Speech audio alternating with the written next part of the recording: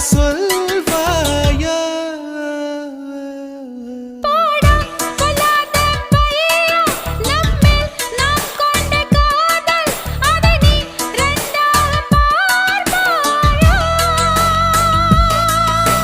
சுடிதார் அணிந்து வந்த சொர்க்கமே, என் மீது காதல் வந்தது எப்போது என்று கொஞ்சம் நீ சொல்வாயா?